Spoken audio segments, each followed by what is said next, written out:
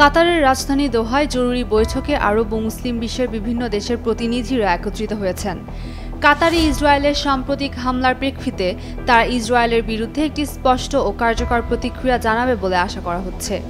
সোমবার দোহায় শুরু হয়েছে আরব লীগ ও Organisation of Islamic Cooperation (OIC) এর জরুরি সম্মেলন। এর একদিন আগে রোববার 14 সেপ্টেম্বর অংশগ্রহণকারী রাষ্ট্রগুলোর পররাষ্ট্রমন্ত্রীরা দোহায় একান্ত বৈঠকে বসে ইসরায়েলের বিরুদ্ধে গ্রহণযোগ্য এবং কার্যকর পদক্ষেপের খসড়া প্রস্তাব প্রস্তুত করেছেন।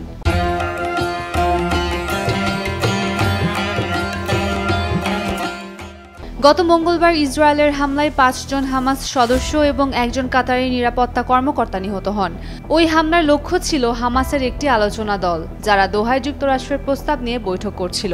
ওই প্রস্তাবটি গাজায় ইসরায়েলের 2 বছরের চলমান যুদ্ধ শেষ করার উদ্দেশ্যে দেয়া হয়েছিল, যাকে প্রতিবেদনে নরসংহারমূলক যুদ্ধ হিসেবে উল্লেখ করা হয়েছে।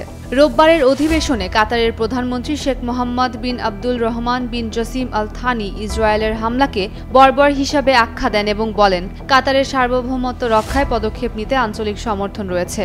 তিনি বলেন, এই বর্বর ইসরায়েলি হামলার নিন্দা জানানো ভ্রাতৃপ্রতিম আরব ও ইসলামিক দেশ এবং আন্তর্জাতিক সম্প্রদায়ের বন্ধুপ্রতিম দেশগুলোর সংহতির জন্য আমরা কৃতজ্ঞ। কাতার তার দেশের সার্বভৌমত্ব রক্ষায় বৈধ ও আইনগত পদক্ষেপ নিতে চায়। উমের রুম্মান ক্রান্তি, ডেইলি সান।